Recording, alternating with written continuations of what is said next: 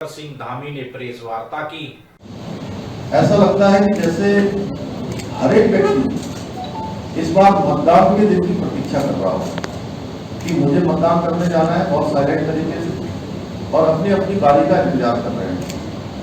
और ये मैं लखनऊ में भी देख रहा हूँ, उत्तर प्रदेश में भी देख रहा हूँ, देश के अंदर भी देख रहा हूँ। क्योंकि लखनऊ में मैं 16 साल का था तब मैं पहली बार लखनऊ आया और उस समय का जो लखनऊ था, उसके बाद अटल जी का जो सांसद का कार्यकाल था, उसके बाद प्रधानमंत्री बने, तेजी से विकास की ओर लखनऊ आगे बढ़ा और वो विकास अनवरत रूप से आगे बढ़ते रहा। माननीय राजनाथ सिंह जी के कालखंड में जिस प्रकार से यहाँ पर लखनऊ में हाईवे बने, ओवरब्रिज बने, तमाम प्रकार से नए नई सड़कों का निर्माण हुआ, चाहे यहाँ से सुल्तानपुर को जाने वाली सड़क हो या सीतापुर, शाहजहांपुर या बरेली की ओर जाने वाली सड़क मार्ग हो, जिस प्रकार से यहाँ चारों तरफ मेट्रो चली है, हमने जो डेवलपमेंट के काम हुए हैं, मैं सच बताऊँ तो आपको आए कई बार मैं जब बचपन में जिस प्रकार का लखनऊ देखा और 2000 तक का जो लखनऊ था, उसके बाद से अब जो मैं लखनऊ देख रहा हूँ, बिल्कुल बदला हुआ लखनऊ है। और एक तरह से कहिए कि अगर उस समय का व्यक्ति एकदम से 2024 में आएगा, 24 साल बाद, तो उसको ये लखनऊ भी भूल लेगा, ऐसा लगेगा।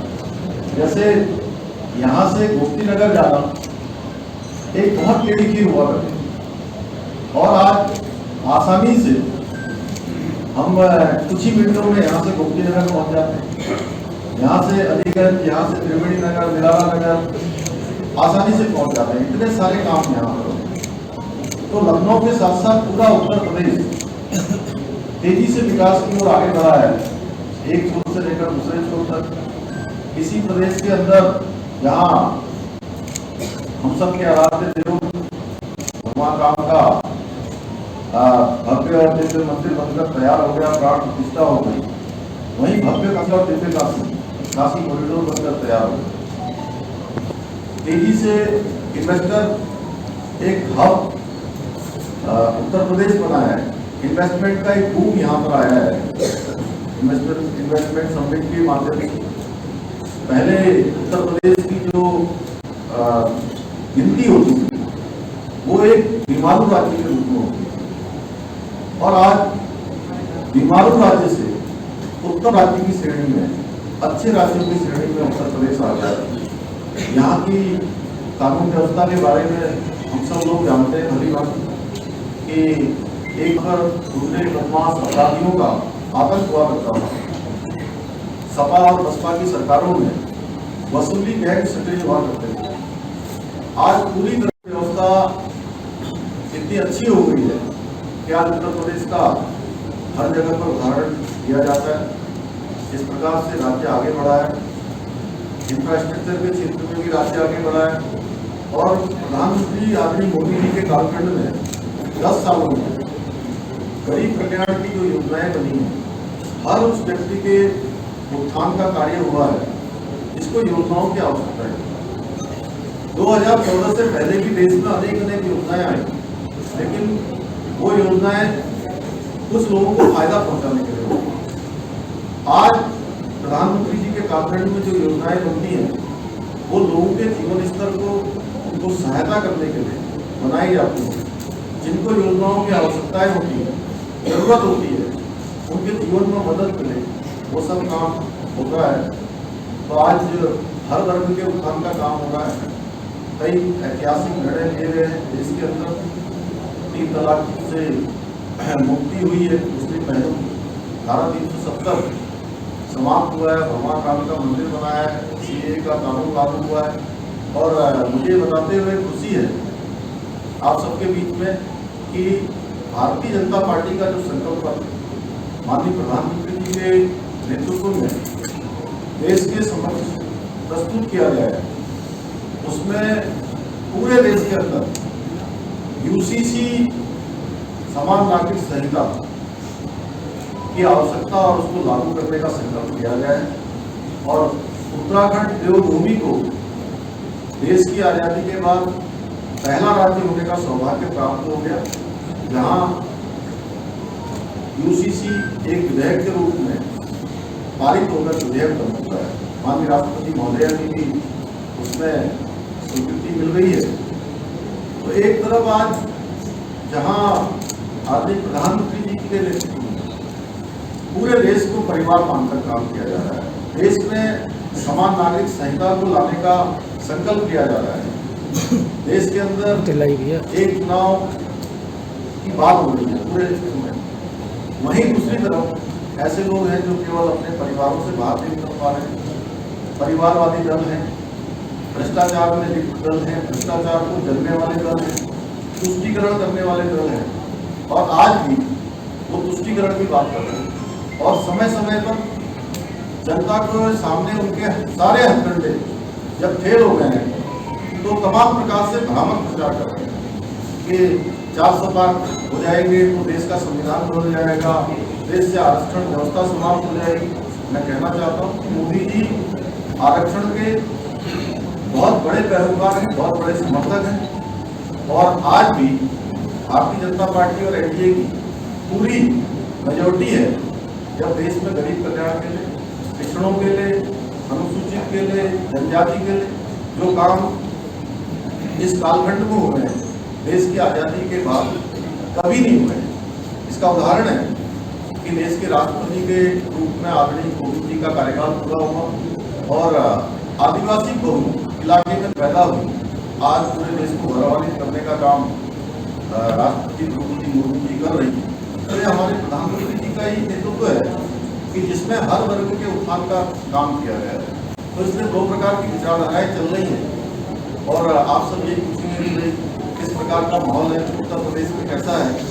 मैं आप सबसे यही कहने के लिए आया हूँ देवभूमि से कि पूरे देश के अंदर एक ही माहौल है, पूरा देश आगे तीसरी बात प्रधानमंत्री बनाना चाहता है और उसके लिए तैयार है। अभी जी एक सवाल, डेमोग्राफी चेंज हो रही है जिसकी वजह से आपको इतनी तेजी से लागू। देखिए अवैध जो अतिक्रमण है उसके लिए तो हमने सेपरेट काम किया, उसके लिए हमने अतिक्रमण हटाओ अभियान चालू किया था और आप सबको बताऊं कि वो अतिक्रमण हटाने का हमारा अभियान चला जिसमें हमने वो लैंड जिहाद था और लैंड जिहाद के तहत बहुत बड़ा अवैध अतिक्रमण था, अवैध कब्जे थे, उसमें 5000 एकड़ से भी ज़्यादा जमीन हमने मुक्त कराई है।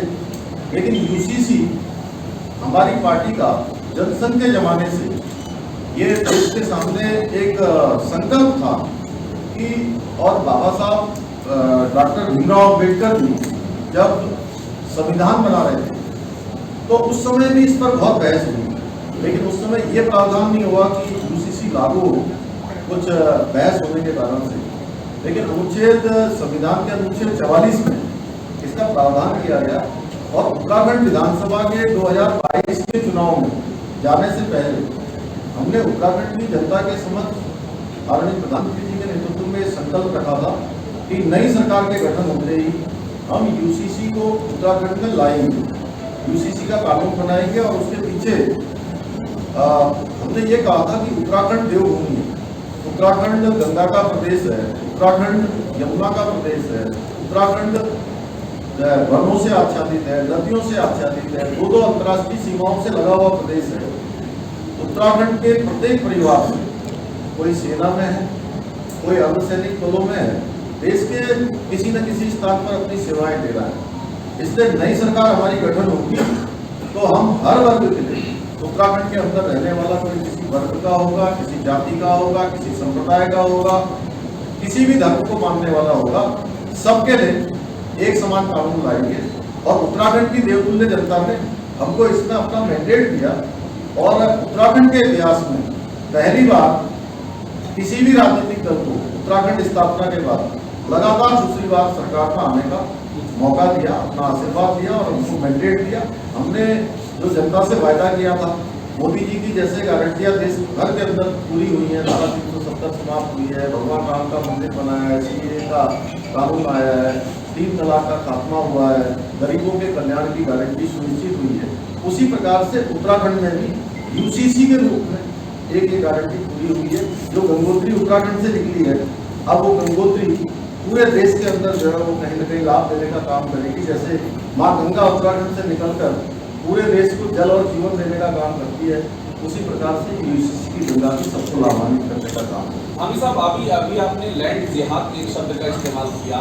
आप लैंड इंक्रोचमेंट कह सकते थे, लैंड में मजाक जिहाद भी आपने जोड़ा। मजाक जिहाद ये क्या कर रहे हैं? मैंने मजाक जिहाद नहीं कहा, मैंने लैंड जिहाद कहा, क्योंकि ये सुनिश्चित तरीके से बड़े पैमाने पर ये जो है एक षड्यंत्र चल रहा था उत्तराखंड की देवभूमि को, उसके मूल स्वरूप को खराब करने के लिए, और जगह जगह पर ऐसे धार्मिक प्रतीक खड़े करके जिनके नीचे कोई भी अवशेष नहीं निकले, जब उनको हटाया गया तो उनको हटाने का अभियान, और पूरे देवभूमि को पूरी दुनिया के अंदर लोग एक आस्था से, सम्मान से और श्रद्धा से देखते हैं, उसके मूल स्वरूप से छेड़छाड़ हो गई थी, इसलिए हमने इसको लैंड जिहाद की संज्ञा आप वर्ग विशेष को इंडिकेट कर रहे हैं क्या? जिहाद क्या किया? वर्ग विशेष की बात कर रहे हैं क्या? हम किसी वर्ग विशेष की बात नहीं कर रहे हैं। उत्तराखंड में सब लोग बड़े प्रेम पूर्वक रहते हैं जी, बड़े एक दूसरे के साथ भाईचारे के साथ रहते हैं, कहीं कोई झगड़ा नहीं करते, कोई फसाद नहीं करते। लेकिन अतिक्रमण अगर होगा, क्या अतिक्रमण को आप जायज ठहराएंगे? मैं आपसे पूछना चाहता हूँ। लखनऊ